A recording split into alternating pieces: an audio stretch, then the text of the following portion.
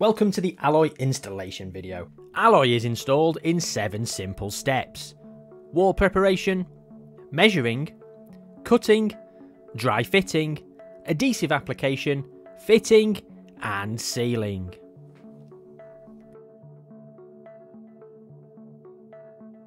In this video we're going to be covering the installation of a standard hob splashback and a wide full-length splashback.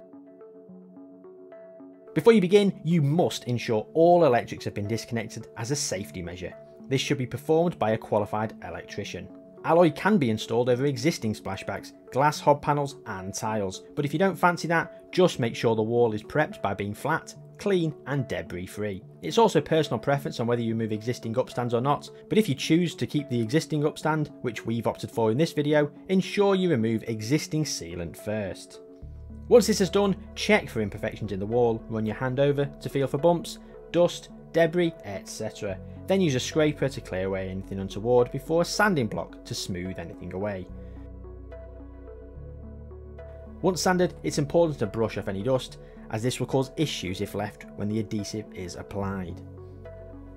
For the installation of alloy panels, we recommend using the following tools: a craft knife, tape measure, alcohol wipes, pen, a square, spacers, sanding pads, masking tape, adhesive and sealant, mastic gun, plunge saw, drill, jigsaw and of course the guide rail. Refer to hob manufacturer's guidance on safe distance for install. Here we're demonstrating the hob splashback being installed over the existing hob glass panel. Firstly, make sure it is clean. We recommend using an alcohol wipe. The hob panels have been created to be standard hob sizes, so should fit, but if it doesn't, like in this video, we need to trim a little bit of the panel away. Place the panel flat on your cutting surface. We recommend a few trestles and a board for stability/cutting. Next, we're in the measure twice, cut once zone. Measure the opening where the hob panel needs to sit. Then head over to the panel and mark this measurement at the top, middle and bottom. Then of course, double check your measurements. Please be mindful that PPE is a must, such as protective glasses when sawing down the panel. Using your plunge saw and guide rail, trim away the amount required, taking the sharpness off the edge by deburring using a sanding block.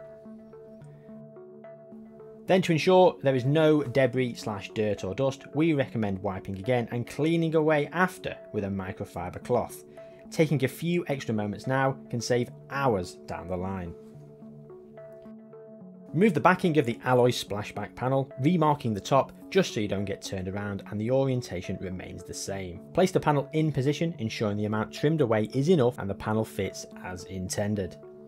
Then mark 40mm around the perimeter, as all adhesive needs to sit inside this zone.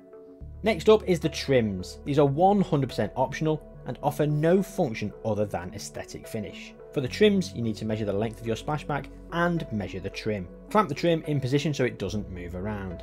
Then using a handsaw, simply cut through the trim to the desired length. Chop saws with metal cutting blades can also be used.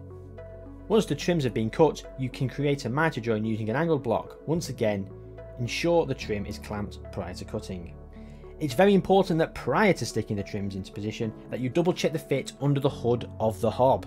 To check this, place the splashback in position with the trim attached.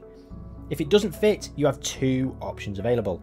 Take a sliver off the bottom of the splashback or cut the trims down so they fit and butt up to the hood. When doing the dry fit, it is important to place the spacers underneath, ensuring they fit as well. Once everything lines up perfectly for your panel, remove the tape from the trim and reveal the adhesive, and simply stick it into position. When applying the adhesive, cut a 5mm hole in the nozzle and apply a reasonable covering in a zigzag pattern. Once the adhesive is applied, push the splashback into position firmly, ensuring all areas are pressed in. Moving on to the other wall, we have a wide splashback to cut down. So once again, measure the area, mark the panel, as before, double check all measurements, cut down the panel using the guide rail and plunge saw. On this install, we have a recess under the cupboard, which we will be feeding some of the splashback into. Make measurements and markings before cutting. To create a corner cut, firstly you need to use a drill where the corner join would be. Then use the plunge saw and cut close to the hole but not all the way through. Due to the circular blade, if you cut right up until the hole, you will cut too far. This is why you leave the last few millimeters and use the jigsaw to finish it off. Place in position and see how everything aligns. We need a good fit at this stage, again with enough room for spacers at the bottom. If everything fits, great, on to the next part. If not, work out where you need to shave off and make the minor adjustments. Measure any sockets that need to be cut out, marking up on the panel as you go. Once marked, double check all measurements, drill each corner of the socket area, then cut in between each hole using a jigsaw. When it comes to drilling through the panel, you can drill from either side, through the back or the decorative face.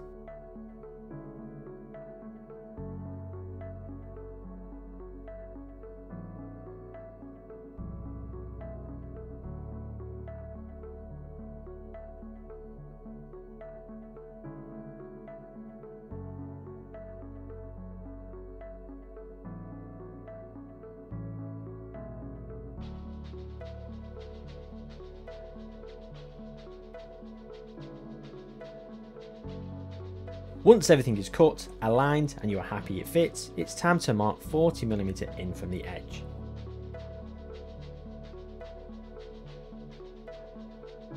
Then once again, apply adhesive in a zigzag pattern in a 5mm bead.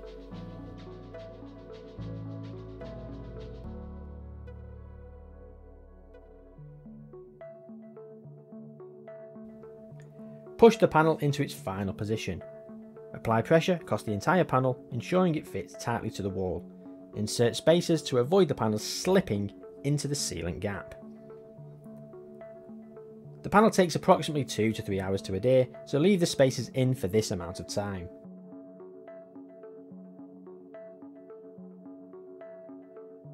Then it's time for the sealant. Apply a thin bead of sealant and smooth out.